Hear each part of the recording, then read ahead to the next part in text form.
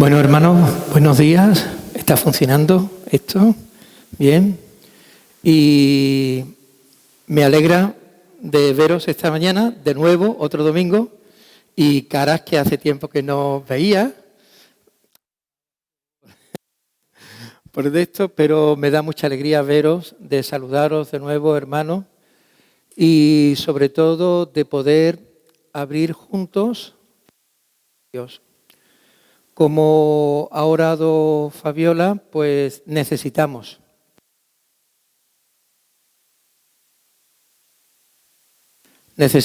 su gracia y su espíritu obrando en nuestras vidas. Y de Él dependemos. Yo esta mañana ahora, pues ya hemos orado y me sigo poniendo en la presencia del Señor, pidiéndole su ayuda en mi debilidad y confiando en su gracia y en la dirección y en la guía del Espíritu Santo. Habéis recibido esta mañana ya el texto que tenemos que considerar esta mañana en la predicación. Es el que se encuentra en Primera de Tesalonicenses, el capítulo 5, en los versículos del 9 al 10. Vamos a leer la palabra de Dios, ¿vale? Vamos a leer estos dos versículos. Porque no nos ha destinado Dios para ira, sino para obtener salvación por medio de nuestro Señor Jesucristo, que murió por nosotros, para que ya sea que estemos despiertos o dormidos, vivamos juntamente con Él. Dos versículos muy fáciles de entender y de aplicar a nuestras vidas. Es dos versículos que nos traen. Esta sección está hablando de la esperanza que tenemos como creyentes. Y esto es bueno recordarlo, porque esto nos trae aliento a nuestras vidas en un momento como el que estamos viviendo actualmente. Esta sección del capítulo 5, que va desde el versículo 1 al versículo 11, el apóstol Pablo está desarrollando el tema del día del Señor. Ya lo sabemos, lo hemos estado considerando en otros momentos. Este día será de destrucción para todos aquellos que rechazaron a Dios y vivieron obrando el mal. Pero será un día de gozo y salvación para todos aquellos que fueron redimidos por la sangre de nuestro Señor Jesucristo. Y por tanto, vivieron buscando agradar a Dios y obrar el bien. Para los que vivieron de espaldas a Dios, ese día les sorprenderá de manera inesperada, como ladrón en la noche. Pero a los creyentes, ese día no les sorprenderá, porque vivieron con perseverancia en la esperanza de la venida de su Señor. Que es lo que nos está exhortando este texto. Nos está exhortando no a que estemos haciendo cábala en cuanto será la fecha o la cronología, sino que estemos alertas, estemos preparados y que estemos con esta esperanza. Y que esta esperanza y nos conduzca en nuestra vida.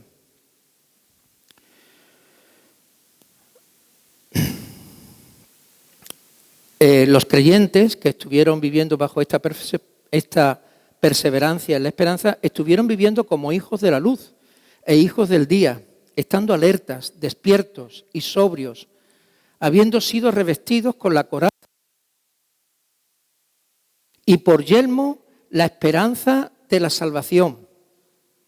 ¿Lo acordáis, no?, de esta figura que utiliza Pablo?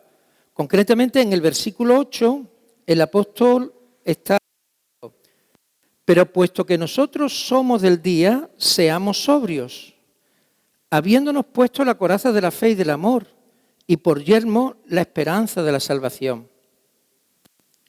Esta armadura defensiva, puesta por Dios en el creyente desde el mismo momento de su conversión, lo capacita para resistir los embates del adversario de nuestras almas, de un mundo que vive en oposición a Dios y de los deseos de la propia naturaleza corrompida por el pecado.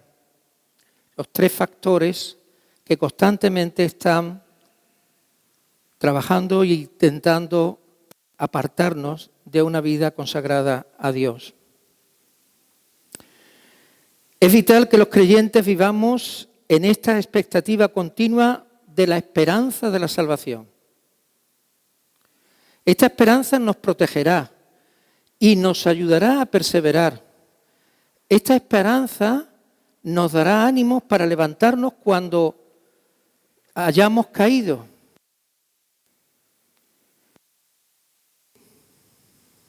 ¿No se ha oído? Lo repito, sí. Esperamos la venida de nuestro Señor y la manifestación gloriosa de su majestad. Para nosotros será un día de dicha plena, donde o bien habremos resucitado de los muertos, o bien nuestros cuerpos habrán sido transformados a la semejanza de su cuerpo glorioso. Será un día en que por fin veremos a nuestro Dios y Señor cara a cara y seremos transformados a su imagen porque le veremos tal como Él es. El perseverar en la esperanza nos ayudará a mantener nuestra vida de manera comprensible, que este es uno de los motivos que el apóstol señala en nuestra carta. Por ejemplo, os recuerdo un versículo que hemos leído, a fin de que Él afirme vuestros corazones irreprensibles en santidad delante de nuestro Dios y Padre en la venida de nuestro Señor Jesús con todos sus santos. Es decir, esta esperanza, el saber que el Señor viene y que estoy viviendo expectante, me ayudará y me dará fortaleza primero para tener una vida consagrada a Dios en santidad. Segundo, si caigo por desobediencia tal, esta misma esperanza que me sostiene me levantará también para esperar la salvación plena en que cesará la lucha contra el pecado que tenemos actualmente. Os he dicho que el tema que vamos a tratar esta mañana es salvos de la ira. No sé si lo he dicho, me parece que no. El tema es salvos de la ira y destinados para salvación. Ese es el tema. Son 2 puntitos nada más. Y entonces, con esto en mente, continúa Pablo, vamos a tratar el primero, salvos de la ira. Con esto en mente, continúa Pablo afirmando en el versículo 9, porque no nos ha destinado Dios para ira, sino para obtener salvación por medio de nuestro Señor Jesucristo. Lo repito, porque no nos ha destinado Dios para ira, sino para obtener salvación por medio de nuestro Señor Jesucristo. Estoy leyendo la versión de la Biblia de las Américas. La palabra que en esta versión ha puesto por destinado, en realidad se puede traducir por puesto. Tiene el sentido de que ha sido una iniciativa de Dios y que ha hecho esto posible en esta dirección. Y por lo tanto tiene un sentido de destino. En la Reina Valera lo traduce de esta forma, porque no nos ha puesto Dios para ira, el mismo sentido nos ha puesto Dios. Dios es el que nos ha puesto no para ira, sino para alcanzar salvación por medio de nuestro Señor Jesucristo. Esta es la traducción que hace la Reina Valera del 60. Bueno, el sentido es lo mismo. Dios nos ha puesto no para ira, pero sí para alcanzar salvación. El creyente redimido por Cristo tiene la firme seguridad de que en el día del Señor Él no recibirá juicio condenatorio. ¿En base a qué? ¿En base a que se ha forzado mucho y se ha sacrificado para mantener una vida completa de justicia? Ya sabemos que ningún hombre puede cumplir esto, por cuanto todos pecaron y no alcanzan la gloria de Dios. Esto es lo que dice Pablo, por ejemplo, en Romanos 3, versículo 23. Entonces, ¿en base a qué?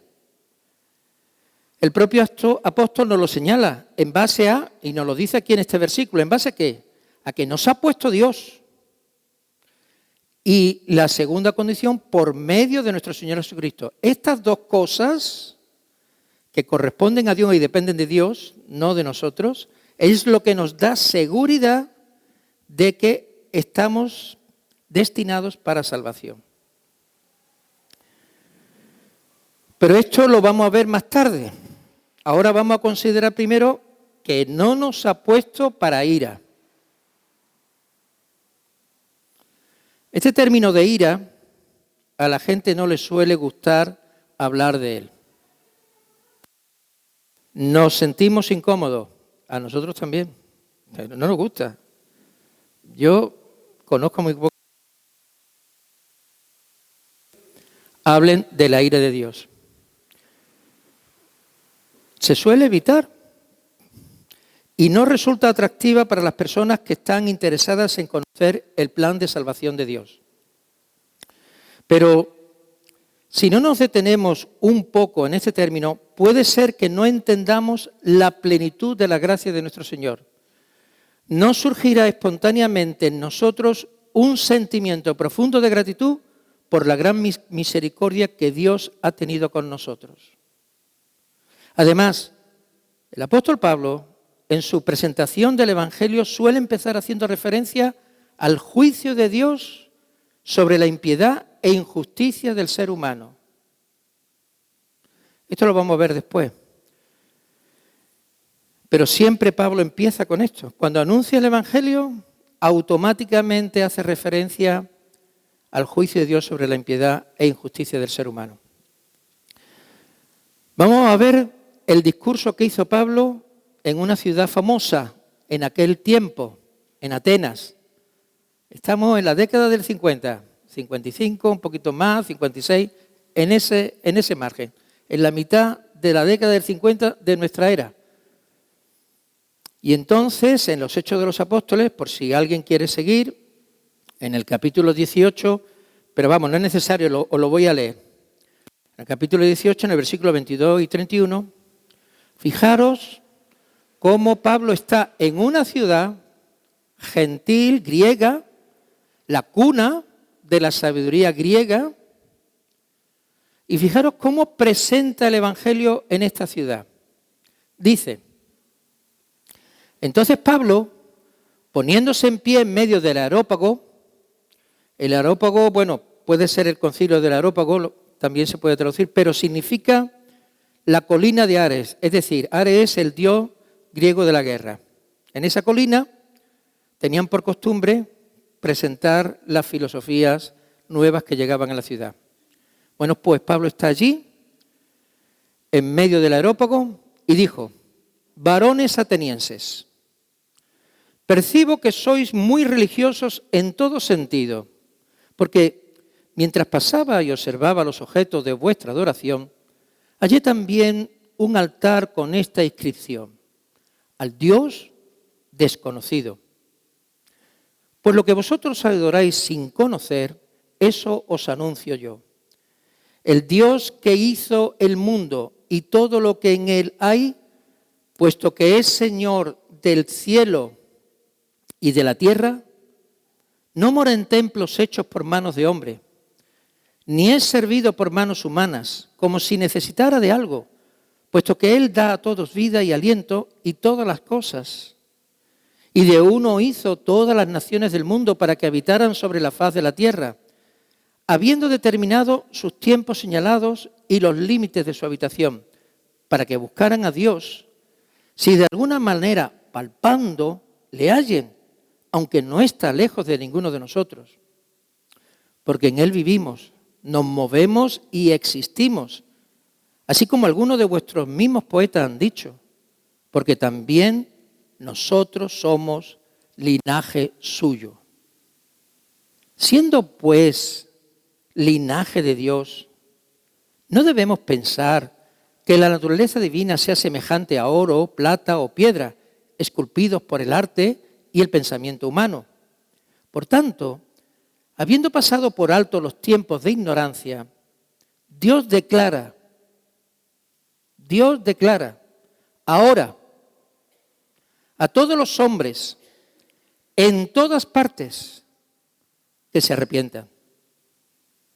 Porque Él ha establecido un día en el cual juzgará al mundo en justicia por medio de un hombre a quien ha designado, habiendo presentado pruebas a todos los hombres al resucitarle de entre los muertos.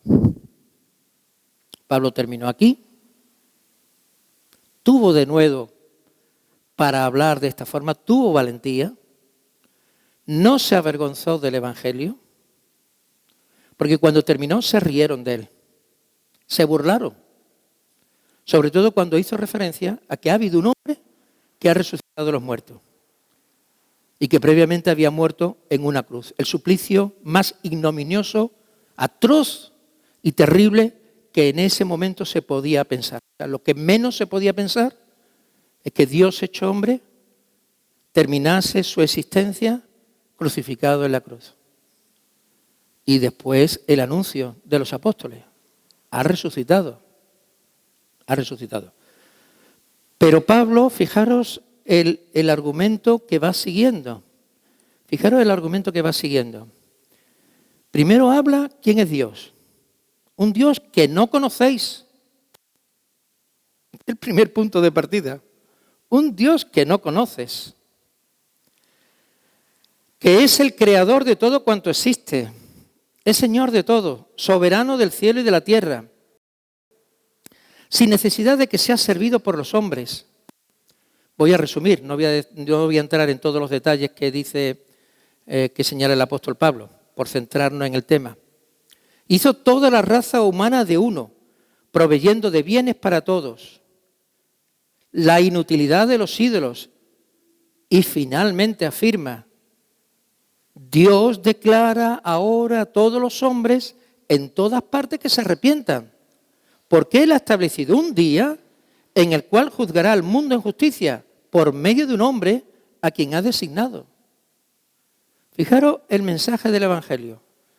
Va a hablar de la muerte y sustitutoria de Cristo, pero para que puedan entender el tema, lo primero que dice, no, os tenéis que repetir. ¿Quiénes? Todos, en cualquier parte del mundo. Dios te está llamando al arrepentimiento. Dios no te está llamando a que tengas una buena opinión de Dios. Dios te está llamando a que tengas presente que la opinión que tienes de ti mismo es falsa. Está engañada. Te estás jactando de conocimiento y sabiduría y de bondad cuando en realidad no lo eres. Pero además te permites el lujo de pedirles cuenta a Dios y de decir, este Dios que me presenta el Evangelio no es el Dios en el que yo me gustaría conocer o creer.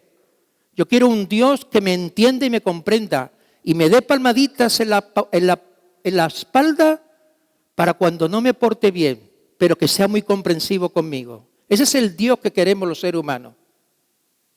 Pero el soberano de los cielos y de la tierra, el santo y justo, va a moldarse a nuestra injusticia y a nuestra maldad, a nuestra hipocresía y a nuestro corazón corrompido. ¿Es justo eso?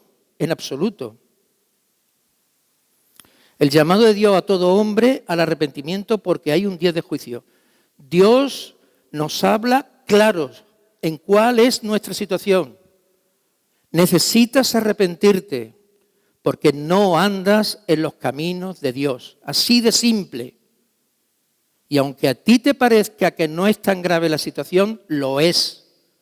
Porque hay un día en que Dios nos juzgará a todos.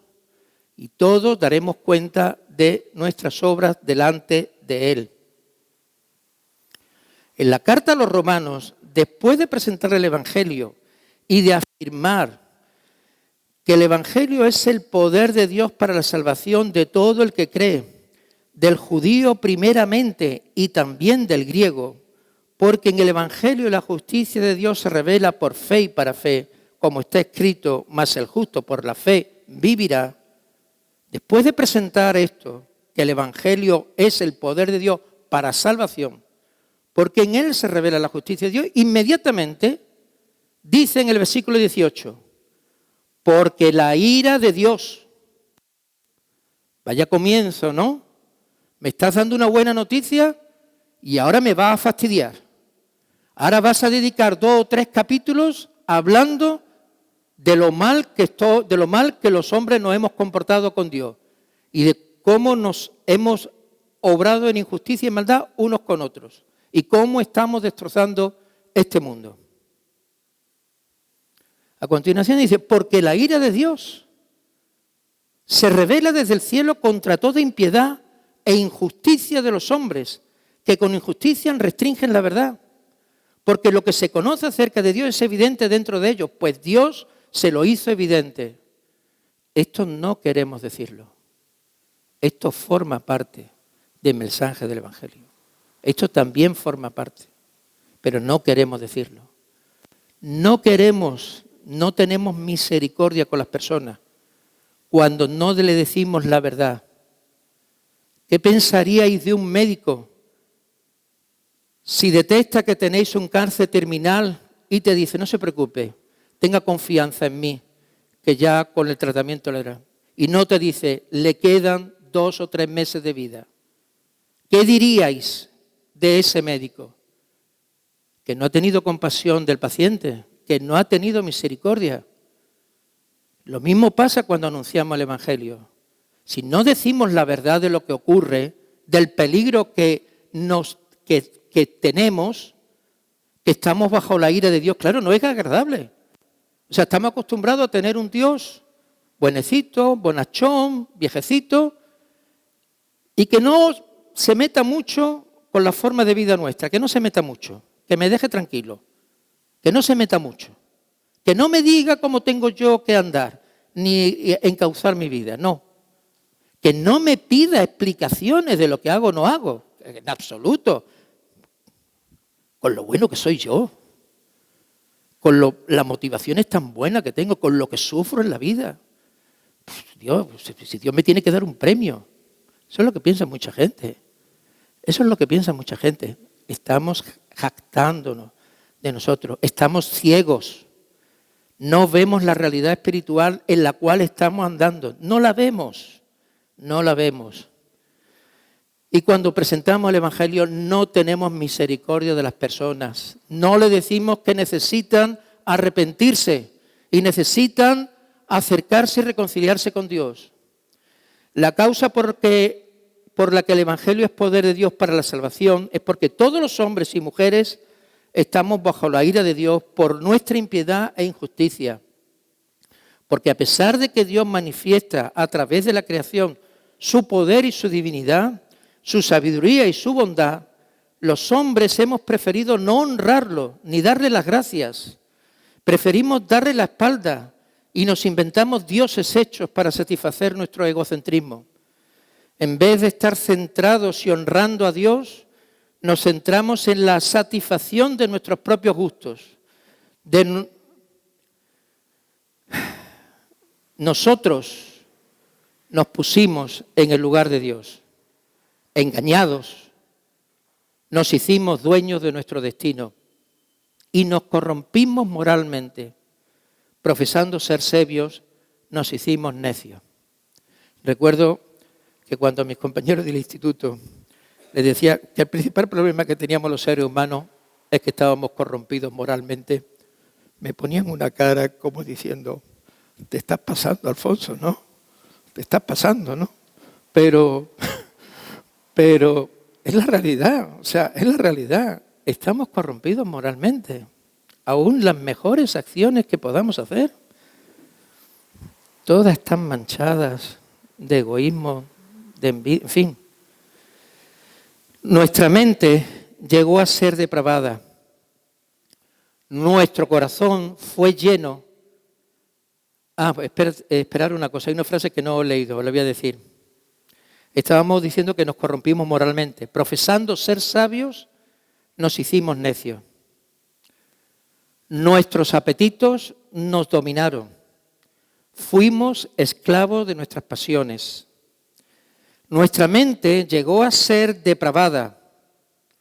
Nuestro corazón fue lleno de toda injusticia, de toda maldad, avaricia y malicia, colmados de envidia, homicidios, pleitos, engaños y malignidad, chismosos, detractores, aborrecedores de Dios, insolentes, soberbios, jactanciosos, inventores de lo malo, desobedientes a los padres, sin entendimiento, indignos de confianza, sin amor, despiadados.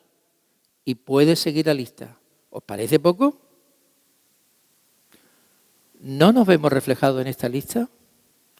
¿O estamos mirando que otra persona sí tiene esta lista, pero yo no estoy aquí? Seguro que estaremos pensando en alguien. En nosotros no nos vemos así. Pero esto es lo que hay en nuestro corazón. Esto es lo que hay en nuestro corazón. Y conocemos en lo más profundo de nuestro ser que el decreto de Dios para los que practican tales cosas es que son dignos de muerte. Sabemos que si hacemos esta cosa merecemos la muerte. Sí, estamos bajo el aire de Dios y pendientes del juicio condenatorio de Dios. Ahora voy a leer una referencia de Arthur W. Pink. El inglés no es muy fuerte. Y dice: la ira de Dios es su eterno aborrecimiento de toda impiedad. Es el desagrado y la indignación contra el mal, producto de la justicia divina. Es la santidad de Dios movida a actuar en contra del pecado. La ira de Dios es su constante e invariable reacción frente al pecado.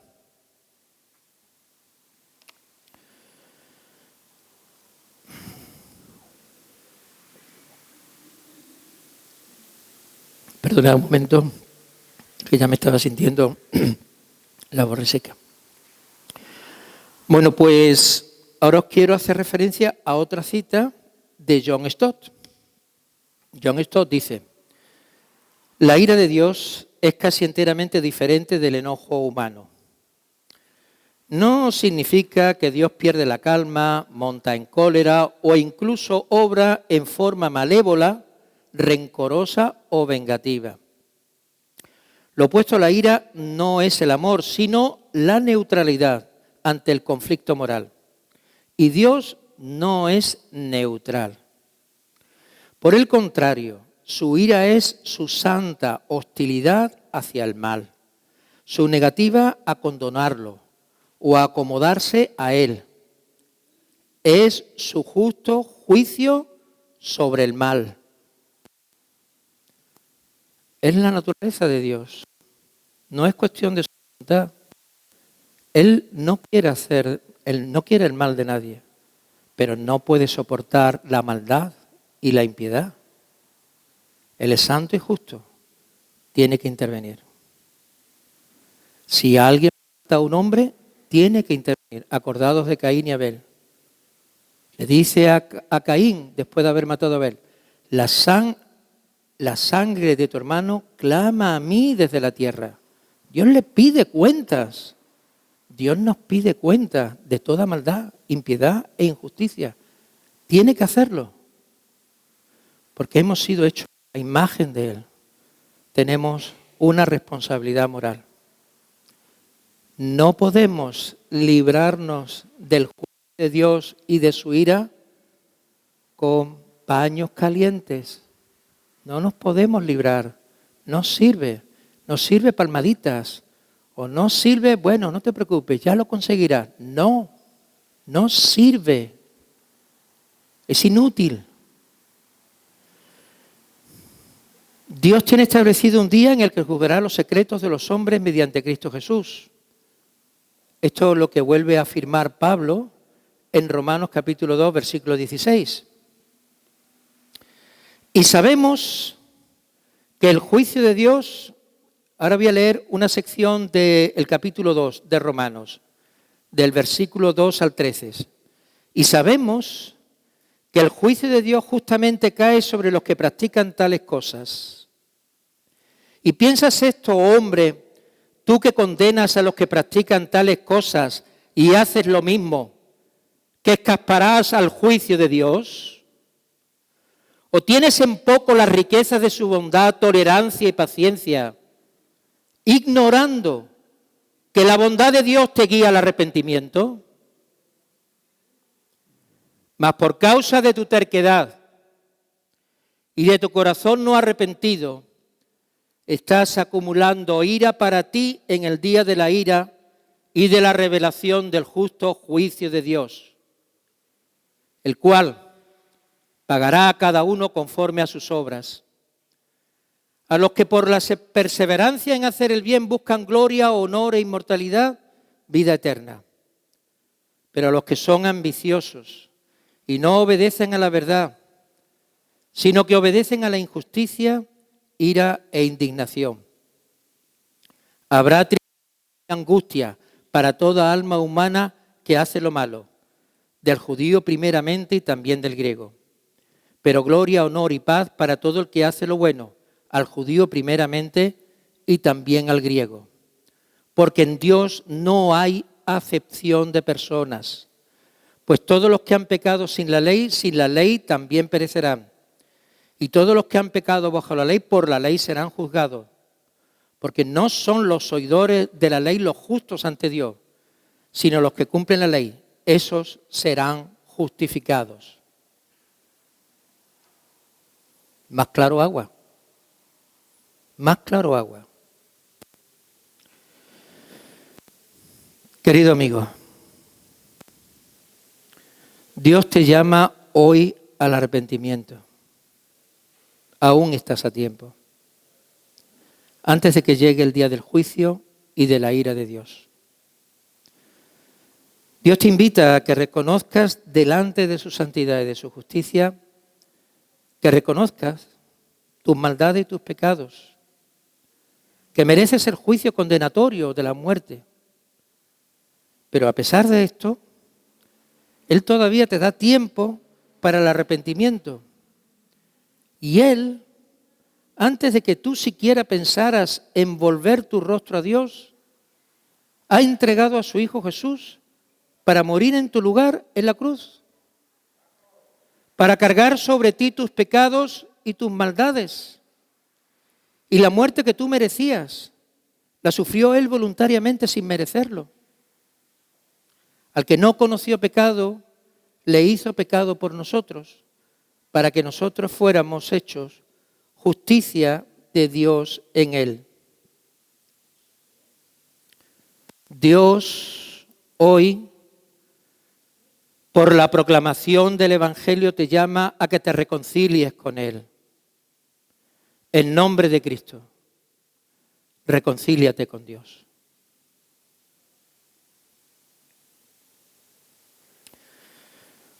Bueno, hemos dedicado un buen amplio a la ira, pero es que si no, no entendemos la profundidad del amor de Dios, su gran misericordia, y cómo cuando estábamos tirados en el suelo lleno con nuestra sangre, con nuestras injusticias y con nuestras maldades, Dios vino a rescatarnos, no porque lo que mereciésemos, sino porque envió a su Hijo, porque nos amó en el Hijo. Bueno, volvemos entonces, ahora vamos a destinados para salvación. Volvemos a nuestro versículo 9, que no nos ha destinado Dios para ira o no nos ha puesto Dios para ira, sino para obtener salvación. Dios nos ha puesto para obtener salvación. Los que hemos confiado en la sangre de Cristo derramada en la cruz, los que hemos confiado en la ofrenda de su vida en nuestro lugar y previamente nos hemos arrepentido de nuestras maldades y desobediencias por la gracia de Dios, hemos venido a postrarnos a los pies de Cristo y hemos rendido nuestras vidas a Él, reconociéndole como nuestro Señor y Dios. Hemos sido revestidos de su justicia para obtener salvación. Como os convertisteis de los ídolos a Dios para servir al Dios vivo y verdadero y esperar de los cielos a su Hijo, al cual resucitó de entre los muertos, es decir, a Jesús, quien nos libra de la ira venidera. Esto lo dijo Pablo en esta misma carta, en el capítulo 1, en el versículo 10. Nos dijo esto. La esperanza de la salvación no se refiere a la salvación que ya poseemos por la gracia de Cristo. Se refiere a la participación futura en la manifestación gloriosa del reino de Dios en la venida de Cristo, que será cuando nuestra salvación llegará a la plenitud de la gloria de Dios. Ahora somos salvos en esperanza. Nuestra participación en esta salvación futura es segura por la iniciativa de Dios, porque no nos ha puesto Dios para ira, sino para alcanzar su salvación. Y esto es lo que tenemos que tener claro. Es Dios el que nos llama. Dios en la proclamación del Evangelio, por medio del Espíritu Santo y por la proclamación de su Evangelio. La fe viene por el oír y el oír de la palabra de Dios. Por la proclamación del Evangelio es como Dios nos llama al arrepentimiento. Y nos llama para darnos y para decirnos que en Cristo hay salvación. Que por medio de la ley somos condenados y que ningún hombre es condenado por las obras de la ley. Pero que Él ha provisto un medio. Por eso, ¿por qué el Evangelio es poder de salvación? Porque en Él se revela la justicia de Dios que salva. Porque la ira de Dios está pendiente. Y delante de Dios nunca alcanzaréis ni su justicia ni su gloria, debido a la corrupción moral en la cual me encuentro de manera natural, esclavo del pecado. Es Dios, por medio de su Hijo en la cruz, el que me perdona. Y solo por la fe, y solo por la fe, y solo por su gracia, es por lo que Él me perdona, porque Cristo ocupa mi lugar. Pero es Dios el que toma la iniciativa. Es Dios el que nos escoge. No somos nosotros los que escogemos a Dios. No somos nosotros los que escogemos a Cristo. Entonces, por eso Pablo está utilizando aquí esta palabra. Nos ha puesto, nos ha destinado. Y entonces tenemos que traer a colación ahora otro pasaje del mismo libro de Romanos que hemos estado haciendo referencia a él, en el cual vemos cómo Dios toma la iniciativa en esto. ¿Cómo toma la iniciativa precisamente en esto?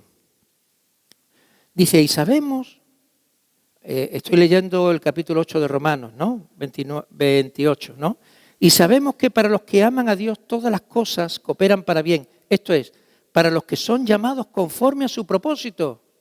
Dios tiene un propósito en nuestras vidas, desde antes de la fundación del mundo. Y conforme a ese propósito nos ha llamado. Porque a los que de antemano conoció, también los predestinó a ser hechos conforme a la imagen de su Hijo, para que Él sea el primogénito entre muchos hermanos. Este es el propósito de Dios, que ahora mismo lo estamos estudiando precisamente en el taller de discipulado. En el taller de discipulado estamos precisamente en el capítulo en que se está hablando de la madurez. Y en él se nos dice que el propósito, ¿para qué Dios nos ha salvado? Para que seamos hechos conforme a la imagen de su Hijo Jesús. Es decir, el carácter de Cristo tiene que ir transformando tu vida por el poder del Espíritu Santo de manera que tú vayas incorporando en tu vida diaria, el carácter de Cristo. No es instantáneo, no es mágico. Es no, pero alguna gente piensa, yo me entrego. No. Es diario. Todos los días los creyentes venimos en arrepentimiento y fe delante del Señor. En arrepentimiento y fe. Todos los días. Aunque ya hubo una vez, pero todos los días tengo que venir al Señor y decir, Señor, ayúdame, perdóname y ayúdame para apartarme. Pero hazme tú con tu vida y con tu poder, hazme ser, dame el corazón que tú tienes el poder de hacer, de darme. Eres tú, no soy yo. Eres tú el que tiene ese poder. ¿Y sabéis cómo Dios transforma nuestra vida en este proceso? En este proceso, ¿cómo transforma Dios nuestra vida? Para que vayamos conformándonos. Primero, esta conformación no es individual, es colectiva. Tenemos una perspectiva del Evangelio muy individual. Cristo tiene que ser mostrado, no es solo en mí o en ti, tiene que ser mostrado en todos nosotros. Porque la forma en que Dios está utilizando la transformación práctica, diaria, con lucha, es, primero, su Espíritu Santo.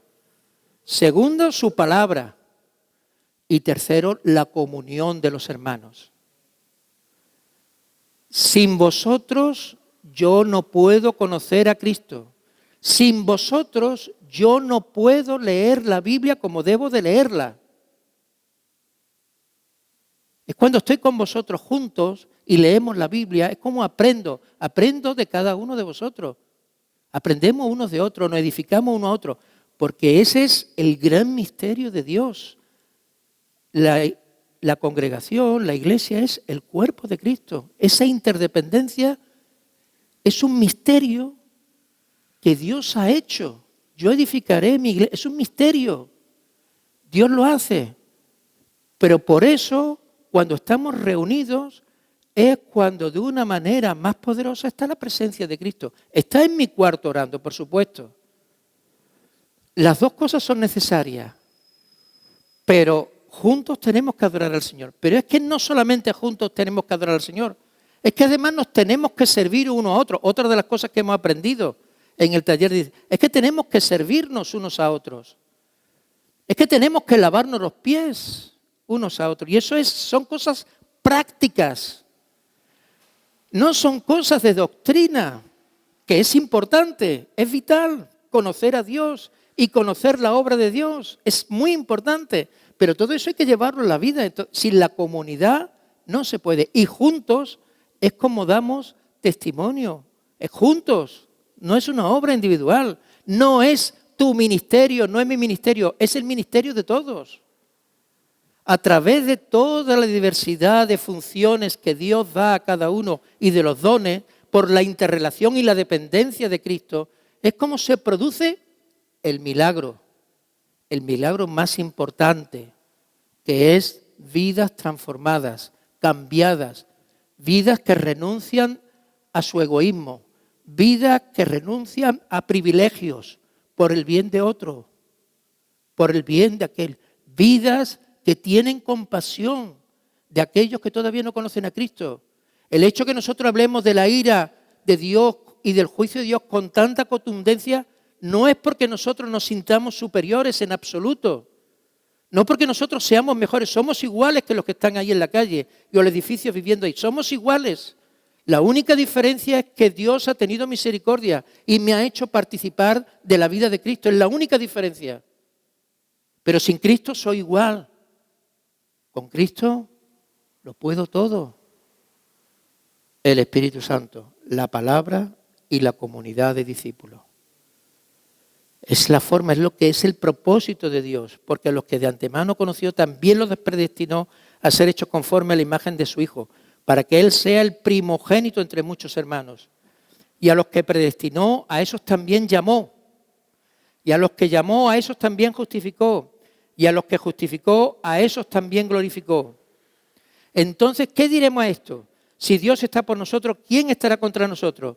El que no es Simeón ni a su propio Hijo, sino que lo entregó por todos nosotros, ¿cómo no nos concederá también con Él todas las cosas? ¿Quién acusará a los escogidos de Dios? Dios es el que justifica. Eres salvo de la ira. Eres salvo de la ira. Dios no te ha puesto para ira si crees en Jesús. Si estás en Cristo, Dios no te ha puesto para eso, sino te ha puesto para que seas libre de condenación, porque eres escogido de Dios por la fe en Cristo. Entonces, un pilar de esta seguridad de la esperanza, de participación futura, es que Dios nos ha destinado a ello. Y otro pilar es la obra que Dios ha hecho en Cristo. En el versículo 10 dice que murió por nosotros, es decir, es la obra que Él ha hecho. No hemos hecho nosotros nada. No hemos hecho, porque no podíamos. Jesús hizo lo que nosotros nunca hubiésemos hecho. Y Él lo hizo. Y lo hizo por nosotros y hizo el papel de sustitución, esta obra. Entonces estas dos cosas son muy importantes. Es el propósito de Dios y por eso le da seguridad a la esperanza, y además es la obra de Cristo, que hizo un papel sustitutorio. En vez de estar yo en la cruz muriendo, que era como yo merecía, como le pasó a los ladrones que decían al lado, uno de ellos decía, yo merezco, nosotros merecemos, pero este justo no. Él no merecía, yo sí merecía estar en la cruz, en una muerte ignominiosa, pero él no lo hizo, él se ofreció voluntariamente y él era justo y no debía de haber muerto, pero sin embargo lo hizo en mi lugar, en tu lugar, lo hizo en lugar de cada uno de nosotros, la obra expiatoria y sustitutoria de Cristo. Ese es el segundo paso, ¿no? Que murió por nosotros. Y fijaros, la esperanza final termina para que vivamos juntamente con Él. Esto lleva implícito que Cristo resucitó. Fijaros, no lo ha dicho. Dicho que el segundo base de nuestra seguridad es la obra de Cristo, que murió por nosotros. Y dice, para que vivamos juntamente con Él. Es decir, esta salvación futura y gloriosa en la cual nuestros corazones deben de sentirse confortados y alentados, es precisamente, se resume en que estaremos con Cristo, estaremos con Él, estaremos unidos a Él. Y esa es la plenitud de gozo y de satisfacción y de todo. Cristo será el centro y donde nuestras vidas serán completamente transformadas. Un pequeño inciso sobre lo que dice ahí de despierto o dormido, o como dice también en la Reina Valera dice para que ya sea que velemos o que durmamos, vivamos juntamente con Él. Algunos lo han interpretado esto que, como ha estado hablando antes de estar dormido o despierto, pues se está refiriendo a aquel que no tiene una actitud muy correcta delante del Señor y está dormido. Y viene a decir, pues ya que esté velando o durmiendo, finalmente estaré con el Señor. Pues no está diciendo eso aunque esté en ese contexto. No lo está diciendo. Está utilizando lo de estar dormidos o despiertos, porque además, hermano, hay una cosa. Hay otra obra de la gracia de Dios, no solamente que hemos sido destinados para salvación y escogidos desde antes de la fundación del mundo. Es que la gracia de Dios nos asegura la perseverancia en la fe hasta el fin. El que persevera hasta el fin será salvo. Eso no puede depender de nosotros, depende de la obra de la gracia de Dios y del poder de Cristo. Y además, hermanos, digo, descansemos en el Señor, porque si no, como empecemos a querer nosotros apuntalar la obra de salvación del Señor, no vamos bien. Tenemos que descansar total y absolutamente, sí, y por supuesto llevando una vida en santidad, pero descansando en el poder del Señor y en su gracia. Y entonces este despierto y dormido se refiere a la sección anterior del capítulo 4, que se está refiriendo al que esté dormido, se refiere al que ha estado muerto, que murió en Cristo y está esperando, que es lo que trataba en la sección anterior. Y despierto es que cuando venga Cristo esté vivo y por lo tanto mi cuerpo será transformado.